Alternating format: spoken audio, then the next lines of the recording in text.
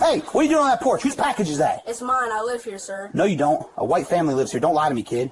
The name's on the box. Look, Elijah Turner. That's me. Yeah? Shut up. You're carrying someone else's package. Officer Mark Preston, a patrol officer with 8 years on the force and a documented history of racially biased, was driving through a residential neighborhood he thought he knew well when he saw a black 12-year-old boy standing on the porch of a house picking up a package and immediately assumed the black child was stealing from what Preston believed was a white family's home. Preston confronted Elijah aggressively, refused to believe him when he said he lived there, laughed when Elijah showed him the package with his own name on it, and accused the child of opening someone else's mail. When Elijah got scared and tried to run inside to his mother, Preston grabbed him, told him to shut up, and attempted to arrest him for theft. And when a neighbor came out and told Preston that Elijah actually lived there, Preston dismissed her, said he knew better, and when Elijah kept crying and struggling, Preston tasered the 12-year-old boy on his own front porch. What Officer Preston didn't know was that Elijah's mother, Rebecca Turner, was the state attorney for the county, that she would storm into the police station within the hour demanding her son's release and threatening everyone in the building, and that his decision to taser and arrest a child would result in his firing, criminal charges, and a $1.4 million settlement that would make national headlines. Before we go further, what city or country are you watching from? Drop it in the comments. We love seeing where you're tuning in from. And if you believe a 12-year-old boy should be able to pick up a package on his own front porch without being tasered by a cop, like this video and subscribe.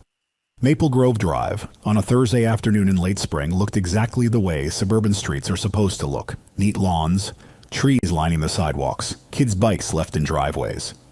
The kind of neighborhood where people knew their neighbors, where delivery trucks came and went all day, and where a package sitting on a front porch was nothing unusual. Elijah Turner stood on his front porch at 4:32 p.m., right where he had been standing for the past 3 minutes, waiting for the delivery truck to pull away before he opened the door. He was 12 years old, a 7th grader at Roosevelt Middle School, and he had been tracking this package all week.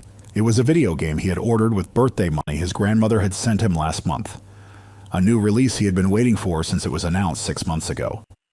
The delivery truck turned the corner and disappeared, and Elijah pushed open the front door, stepped out onto the porch, and saw the box sitting on the mat.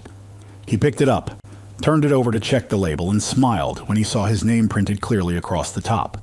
Elijah Turner, 1247 Maple Grove Drive. He was already thinking about how fast he could get it set up and start playing when he heard the car door slam. Elijah looked up. A police cruiser had pulled up to the curb in front of his house, and a uniformed officer was getting out. Elijah didn't think much of it at first. Cops drove through the neighborhood all the time, and sometimes they stopped to talk to people or check on things. But this officer wasn't walking toward someone else's house. He was walking straight toward Elijah's porch, and the way he was walking, fast, purposeful, his hand already resting on his belt, made Elijah's stomach tighten. Officer Mark Preston was 36 years old with 8 years on the police force, and he had spent most of those 8 years working patrol in residential neighborhoods like this one. He thought he knew Maple Grove Drive. He had driven through it dozens of times, had responded to calls here, had seen the houses and the people who lived in them, and when he drove past 1247 Maple Grove Drive that afternoon and saw a black boy standing on the porch holding a package, his brain made a series of assumptions faster than his training should have allowed. Preston had a history. Over his 8 years on the force, he had been the subject of 5 formal complaints from black and Latino residents, all of them claiming he had made racially motivated stops, used excessive force, or treated them like criminals without cause. All 5 complaints had been filed, documented, and dismissed by supervisors who either didn't see the pattern or didn't care. The complaints sat in his personnel file like warning signs no one had bothered to read. Preston reached the porch and stopped at the bottom of the steps, looking up at Elijah with an expression that was already accusatory before he opened his mouth. "Hey kid, what the hell are you doing at that house?" Elijah blinked, caught completely off guard. "I live here." Preston's expression didn't change. If anything, it hardened. "Don't lie to me. I know a white family lives in this house, so I'm going to ask you one more time. What the hell are you doing here?" Elijah felt his heartbeat pick up. He didn't understand what was happening or why this officer was talking to him like this, but he knew enough to stay calm and answer clearly. "I do live here. This is my house. This is my package." He held the box up so Preston could see the label with his name printed on it. Preston looked at the package, read the name Elijah Turner, and then he did something Elijah would never forget. He laughed. Not a friendly laugh, Not an "oh, I made a mistake" laugh. A dismissive, condescending laugh that made it very clear he didn't believe a single word Elijah had just said. "You expect me to believe that's your name?" Elijah's voice was quieter now, confusion giving way to something closer to fear. "It is my name. It's a video game I ordered. I live here." Preston shook his head and started walking up the porch steps. "Opening someone else's package is a crime, kid. That's theft. Mail fraud. I'm going to have to detain you." Elijah's eyes went wide. "What?" "No, it's my package. I'm not lying." Preston reached the top step and moved toward Elijah, his hand now on his handcuffs. "Stop talking and turn around." And that was when Elijah did what any 12-year-old kid would do when a cop was coming at him, and he didn't understand why. He panicked. He turned toward the front door and ran, shouting at the top of his lungs for the one person he knew could fix this. "Mom! Mom!" Preston moved fast. He grabbed Elijah by the arm before he could reach the door, yanking him backward hard enough that Elijah stumbled and nearly dropped the package. Preston's grip was tight, his voice loud and angry. "Shut up! You're under arrest for trying to steal someone else's package." Elijah was crying now, his voice breaking as he tried to pull away. "It's mine! I live here! Mom!" Preston tightened his grip and started dragging Elijah toward the porch steps. "I said shut up!" "Let me go! I live here. The package has my name on it." Preston ignored him, focused on getting the kid off the porch and into the back of his cruiser before this turned into more of a scene than it already was. But Elijah wouldn't stop shouting, wouldn't stop struggling, and the noise was starting to draw attention. The front door of the house next door opened, and a woman stepped out onto her porch. Linda Hernandez was 48 years old, had lived at 1249 Maple Grove Drive for 10 years, and had watched Elijah grow up from the toddler next door into the kid who mowed her lawn every other Saturday. She saw Preston dragging Elijah off the porch, saw Elijah crying and struggling, and immediately pulled out her phone and started recording. "Officer, what are you doing? What's going on?" Preston turned toward her, still holding Elijah by the arm. His voice was loud and confident, like he was explaining something obvious to someone who didn't understand. "I caught him trying to steal a package from this house. He's claiming he lives here, but I know that's not true. Don't worry, ma'am. I have this under control." Linda's voice went sharp. "He's not claiming anything. He does live there. That's Elijah. Let him go." Preston looked at her like she had just said something ridiculous. "That's impossible. I know a white family lives in this house." Linda took a step forward, her phone still recording. "His mother is white. His father is black. That boy lives there. You need to let him go right now." Preston's expression didn't change. He dismissed her with a wave of his free hand. "Ma'am, go back inside. I know what I'm doing. I have this under control." Linda didn't go back inside. She stayed right where she was, recording everything, and her voice getting louder. "You're making a mistake. That's his house. That's his package. Let him go." Preston ignored her. He turned his attention back to Elijah, who was still crying, still struggling, still trying to pull away. Preston's patience was gone. His voice dropped into something colder and harder. "Stop struggling right now or I'm going to taser you." Elijah was 12 years old. He was terrified. He didn't understand what was happening or why this officer wouldn't listen to him, and he couldn't stop crying or struggling because every instinct in his body was screaming at him to get away. Preston pulled the taser off his belt and held it up where Elijah could see it. "Last warning, kid. Stop struggling." Elijah couldn't stop. He was too scared. His voice was breaking as he shouted again, "I live here. Please, Mom." And that was when Officer Mark Preston deployed the taser. The electrodes hit Elijah in the chest, and 50,000 volts of electricity shot through his 12-year-old body. Elijah's legs gave out immediately. He dropped to the porch floor, his body convulsing, unable to control his movements, unable to scream because his muscles had locked up and he couldn't breathe. Linda was screaming from her porch, "He's a child! Stop! Stop!" Preston didn't stop. He moved over Elijah's shaking body, flipped him onto his stomach, pulled his small arms behind his back, and locked handcuffs around his wrists. Elijah was still twitching from the taser, still crying, his face pressed against the porch wood. Preston grabbed Elijah by the arm and dragged him down the porch steps, across the front lawn, and toward his patrol car. Elijah's legs dragged behind him because he still couldn't control them. The package with his name on it was still sitting on the porch where it had fallen. Linda was still recording, still shouting, "That boy lives there. You just tasered a child on his own porch. I'm calling his mother." Preston opened the back door of his cruiser, shoved Elijah into the seat, slammed the door, and got into the driver's seat without saying another word.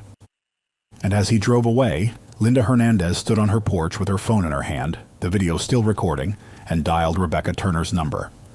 Linda Hernandez stood on her porch, with her phone pressed to her ear, her hands shaking as she watched Officer Mark Preston's cruiser disappear around the corner with Elijah in the back seat. The phone rang twice before Rebecca Turner answered. "Hello?" Linda's voice came out in a rush, tight with anger and fear. "Rebecca, it's Linda from next door. A cop just arrested Elijah. He tasered him on your front porch." There was a long silence on the other end of the line, and then Rebecca's voice came back, cold and precise, in a way that made Linda's skin prickle. "What did you just say?" Linda took a breath and forced herself to speak clearly. "A police officer pulled up while Elijah was picking up a package on your porch. He accused Elijah of stealing it. Elijah told him he lived there. He showed him the package with his name on it. The cop didn't believe him. I came out and told the cop that Elijah lives there, and the cop said that was impossible because he thought a white family lived in your house. Elijah got scared and tried to go inside, and the cop grabbed him. Then he tasered him, Rebecca. He tasered a 12-year-old boy on his own front porch. Then he handcuffed him and took him away." Rebecca's voice was still calm, but there was something underneath it now that sounded like steel scraping against stone. "Where did he take him?" "I don't know. He just drove off, but I recorded the whole thing. I'm sending it to you right now." Linda pulled the phone away from her ear, opened the video she had just recorded, and sent it to Rebecca's number. Then she put the phone back to her ear and waited. On the other end of the line, Rebecca Turner stood in her office at the county courthouse, staring at her phone as the video loaded. She was 41 years old, the state attorney for the county, and she had spent the last 15 years of her life as a prosecutor. She had seen a lot of things in those 15 years. She had prosecuted violent crimes, white-collar crimes, and more than a few cases involving police misconduct. But nothing had ever prepared her for watching a video of her own son being tasered and dragged off his own front porch by a cop who refused to believe he lived there. The video played on her screen. She watched Officer Preston walk up to Elijah. She watched Elijah show him the package. She watched Preston laugh. She watched Elijah run for the door. She watched Preston grab him. She heard Elijah screaming for her. She heard Linda shouting that Elijah lived there. She watched Preston pull out the taser. She watched her son drop to the ground, his body convulsing. She watched Preston handcuff him. She watched Preston drag him to the car. Rebecca's hand tightened around the phone, and her voice came out quiet and deadly. "I'm going to the station. Right now." She ended the call, grabbed her jacket and her briefcase, and walked out of her office without saying a word to anyone. She got into her car, started the engine, and drove straight to the police station with a single thought running through her mind on repeat. He tasered my son, on his own porch, for picking up a package. Rebecca Turner was not someone who lost control easily. She had built her career on being calm, precise, and strategic. She knew how to walk into a courtroom and dismantle a defense attorney's argument piece by piece without raising her voice. She knew how to negotiate plea deals and how to stand in front of a jury and make them see exactly what she needed them to see. But right now, driving toward the police station with the video of her son being tasered still playing in her mind, she was not thinking like a prosecutor. She was thinking like a mother. She pulled into the parking lot of the station, got out of her car, and walked through the front doors with the kind of focused intensity that made people move out of her way without being asked. The desk sergeant looked up as she approached. "Can I help you, ma'am?" Rebecca's voice was calm, but every word carried weight. "Where is my son?" The desk sergeant blinked. "Ma'am, I'm going to need more information." "Who?" Rebecca cut him off. "Elijah Turner, 12 years old. Just brought in by one of your officers. Where is he?" The desk sergeant looked down at his computer screen, typed in the name, and his face went slightly pale when he saw the booking information. He looked back up at Rebecca, and his tone shifted into something more cautious. "Ma'am, if you'd like to have a seat, I can—" Rebecca leaned forward slightly, and her voice dropped to something that was almost a whisper, but somehow carried more force than shouting ever could. "I'm State Attorney Rebecca Turner. That's my son. And I want him released right now." The desk sergeant's eyes went wide. He stood up immediately. "I'll get the chief." Rebecca didn't move. She stood at the desk and waited.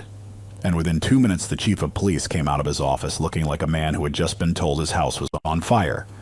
Chief Howard was 52 years old, had been with the department for 28 years, and had worked with Rebecca Turner on dozens of cases over the years. He knew exactly who she was and exactly how much power she had. And right now, standing in his own station looking at her face, he knew he had a very serious problem. "Mrs. Turner," he said carefully, "I understand there's been an incident involving your son. I want you to know—" Rebecca cut him off. "Where is he?" Chief Howard hesitated for just a second, and that second was too long. Rebecca's voice went cold. "Where is my son?" Chief Howard nodded quickly. "He's in a holding area. I'll have him brought out immediately." Rebecca's eyes didn't leave his face. "Uncuff him first." Chief Howard turned to the desk sergeant. "Bring him out, uncuffed." 3 minutes later, a door opened at the back of the station and Elijah walked out. His wrists were red where the handcuffs had been. His face was streaked with dried tears. His shirt had dirt on it from being dragged across the porch, and the moment he saw his mother, his face crumpled and he ran to her. Rebecca caught him and held him, and for a moment she didn't say anything. She just held her son and felt him shaking against her. Then she looked up at Chief Howard, and her voice was quiet and absolute. "Who arrested him?" "Officer Mark Preston." "Where is he?" "He's out on patrol." Rebecca's expression didn't change. "Call him in. I want his badge. I want his body cam footage. I want every report related to this arrest on my desk within the hour. And I want him fired." Chief Howard opened his mouth to respond, but Rebecca wasn't finished. "Your officer tasered my 12-year-old son on his own front porch for picking up a package with his name on it. He accused him of theft. He ignored a witness who told him Elijah lived there. He used a taser on a child, and then he brought him here and put him in a holding cell like a criminal." She paused, and when she spoke again, every word was deliberate. "I'm not just his mother. I'm the state attorney, and I'm going to make sure Officer Preston never wears a badge again." Rebecca Turner walked out of the police station with Elijah's hand in hers, and the first thing she did when they got to the car was call her attorney. Not the county's attorney, not someone from her office. Her personal attorney, Marcus Reed, who had handled civil rights cases for 20 years and had a reputation for taking on police departments and winning. Marcus answered on the second ring. "Rebecca, what's wrong?" Rebecca's voice was steady, but there was an edge underneath it that Marcus had never heard before. "A cop just tasered my son on our front porch and arrested him for trying to steal his own package. I need you to file a federal lawsuit. Today." There was a pause on the other end of the line. "Tell me everything." Rebecca told him. Every detail. The package. The confrontation. Preston refusing to believe Elijah lived there. The neighbor confirming it. Preston dismissing her. Elijah running. Preston grabbing him. The taser. The handcuffs. The arrest. And then she told him the part that made Marcus go completely silent. "I'm the state attorney, Marcus. He tasered the son of the state attorney, and he did it on camera." Marcus's voice came back sharp and focused. "Send me everything you have. The neighbor's video, the body cam footage once you get it, witness statements, medical records if Elijah needs to be checked. I'll have the complaint drafted by tonight." Rebecca ended the call and drove Elijah home. When they got there, Linda was still standing on her porch, and she came over immediately with her phone in her hand. "I sent you the video," Linda said quietly, "but I have the original file. Whatever you need, Rebecca. Whatever you need." Rebecca nodded. "Thank you, Linda. I'm going to need you to give a formal statement, and I'm going to need that video as evidence." "You'll have it. All of it." Rebecca took Elijah inside, sat him down in the living room, and checked him over. The taser marks were still visible on his chest where the probes had hit him. 2 small red wounds that would leave scars. His wrists had deep bruises from the handcuffs. He was still shaking. He hadn't said more than a few words since they left the station. Rebecca called their family doctor and scheduled an appointment for the next morning to document the injuries. Then she sat beside Elijah on the couch and pulled him close. "I'm going to fix this," she said quietly. "I promise you, Elijah. I'm going to fix this." Elijah looked up at her, his voice small and broken. "Why didn't he believe me, Mom? I showed him the package. I told him I lived here. Why didn't he believe me?" Rebecca didn't have an answer that would make sense to a 12-year-old, so she just held him and let him cry. By that evening, the video Linda had recorded was already starting to spread. Linda had sent it to Rebecca, but she had also sent it to 3 local news stations because she wanted people to see what had happened. By 8 p.m., it was on the evening news. By 10 p.m., it was on social media. By midnight, it had been viewed over 5 million times. The footage was brutal and undeniable. It showed everything. Preston approaching Elijah. Elijah showing him the package. Preston laughing. Elijah running. Preston grabbing him. Linda shouting that Elijah lived there. Preston dismissing her.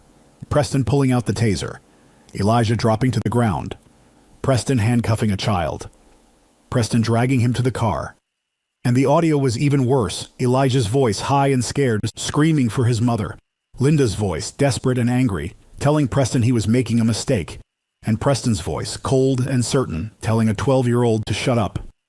The Charlotte Police Department tried to get ahead of the story by releasing a statement late that night calling the incident under investigation and promising a thorough review. But it was too late. The video was everywhere, and people were already demanding answers. By the next morning, Officer Mark Preston's name was trending on every social platform. His face was being shared alongside the video. People were finding his social media accounts, his work history, his disciplinary record, and what they found made the situation even worse. Preston had 5 prior complaints on his record. All 5 involved Black or Latino residents. All 5 claimed he had used excessive force or made racially biased stops. All 5 had been investigated and dismissed by the department. The pattern was undeniable, and it had been sitting in his personnel file the entire time. The media picked up on it immediately. Headlines started appearing. Officer with history of racial bias tasers 12-year-old on his own porch. Child arrested for picking up package. Mother is state attorney. Body cam footage shows cop laughing at black child's explanation. Rebecca held a press conference 2 days after the incident. She stood at a podium with Elijah beside her, and she spoke with the calm, measured precision of someone who had spent years in courtrooms but was now speaking as a mother who had watched her son be assaulted. My son was tasered on his own front porch for the crime of being black. He showed Officer Preston his package. He told Officer Preston he lived there. A neighbor confirmed it. None of it mattered. Officer Preston had already decided my son was a criminal, and no amount of evidence was going to change his mind. She paused, and when she spoke again, her voice carried a weight that made every reporter in the room go silent. This is not an isolated incident. This is a pattern. Officer Preston has 5 complaints on his record. 5 times Black and Latino residents told the department that he was targeting them. 5 times the department dismissed those complaints, and now, because no one held him accountable, my 12-year-old son has taser burns on his chest and bruises on his wrists from being handcuffed on his own front porch. Rebecca looked directly into the cameras. I am the state attorney for this county. I have prosecuted cases involving police misconduct before, but I have recused myself from this case because I am not just a prosecutor right now. I am a mother, and I will not stop until Officer Mark Preston is held accountable for what he did to my son. She stepped back from the podium, and the room erupted with questions. But Rebecca didn't answer them. She took Elijah's hand and walked out, leaving the press conference with one final statement that would be replayed on every news station for the next week. A badge is not permission to ignore the truth, and my son deserves justice. By the end of that day, the Charlotte Police Department had placed Officer Mark Preston on administrative leave. By the end of the week, criminal charges were being filed, and by the end of the month, Marcus Reed had filed a federal civil rights lawsuit seeking $1.4 million in damages. Officer Mark Preston's career was over, his reputation was destroyed, and his name would be permanently attached to one of the most widely condemned examples of police violence against a child ever caught on camera. The video of Officer Mark Preston tasering 12-year-old Elijah Turner on his own front porch went viral in a way that few stories ever do. Within a week, it had been viewed over 40 million times across every platform. The image that spread everywhere was a still frame from Linda Hernandez's recording. Elijah on the ground, his small body convulsing from the taser, his hands reaching out and Preston standing over him with the taser still in his hand. The public outrage was immediate and overwhelming. Protests formed outside the Charlotte Police Department within 48 hours. Parents brought their children and held signs that read, "He was 12, and picking up a package is not a crime." The hashtag Justice for Elijah trended nationally for 2 weeks straight. Celebrities, activists, and politicians all shared the video and demanded accountability. Officer Mark Preston was placed on administrative leave within 72 hours of the incident. The internal affairs investigation moved faster than any investigation in the department's history because the evidence was impossible to ignore. Preston's body cam footage showed everything from his perspective. Him seeing Elijah, making the assumption immediately, confronting him aggressively, laughing when Elijah showed him the package, grabbing him when he tried to run, ignoring Linda's confirmation that Elijah lived there, and deploying the taser on a 12-year-old child who was crying and begging to be let go. The investigation also pulled Preston's complete personnel file, and what they found confirmed what everyone already suspected. Over his 8 years on the force, Preston had been the subject of 5 formal complaints from Black and Latino residents. All 5 complaints alleged racially biased stops, excessive force, or treating innocent people like criminals. All 5 complaints had been investigated and dismissed with minimal consequences. The department had the pattern documented in black and white, and they had done nothing to stop it. 3 weeks after the incident, Officer Mark Preston was terminated. But that wasn't the end of it. Criminal charges were filed against him by a special prosecutor brought in from outside the county.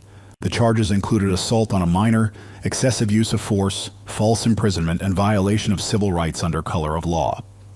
Preston's criminal trial took place 6 months later, and the jury deliberated for less than 3 hours before returning guilty verdicts on all counts.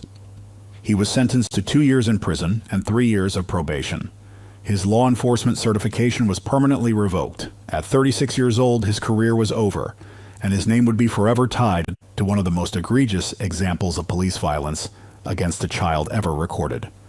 Rebecca Turner's federal civil rights lawsuit was filed 2 weeks after the incident. The lawsuit named Officer Preston and the Charlotte Police Department as defendants and sought $1.4 million in damages for excessive force, unlawful detention, assault, and battery on a minor, violation of constitutional rights, and deliberate indifference to a pattern of misconduct. The city's legal team reviewed the evidence.